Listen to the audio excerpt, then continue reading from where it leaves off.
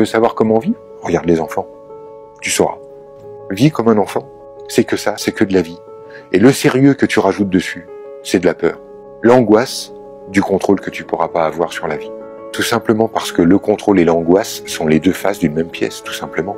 Donc lorsque tu vas aller jouer à « je contrôle ma vie » en réfléchissant à tout, ben en fait tu es en train de générer de l'angoisse. Quand tu es en train de poser des attentes dans la vie, qu'est-ce qu'il y a en dessous des attentes? Des déceptions. Donc plus tu poses d'attentes, plus tu vivras de déceptions, et plus tu poses de contrôle, plus tu vivras d'angoisse. Et c'est là qu'il y a une invention merveilleuse de l'humain, c'est la souffrance. C'est que quand on a marre d'avoir mal, ben, tu es obligé de voir les liens entre l'intérieur et l'extérieur. Quand la première fois que tu as vécu une rupture, tu te dis « Ah non, mais mon mec, c'était un con », bah, tu te dis la deuxième fois « Ah, celui-là, il a rien à voir avec le premier », et puis au bout de 6 mois avec lui, tu te dis « Merde, c'est le même, il est aussi con que le premier », et puis le troisième, qui est encore pareil, tu te dis « Bon, bah ok, le problème, c'est moi ».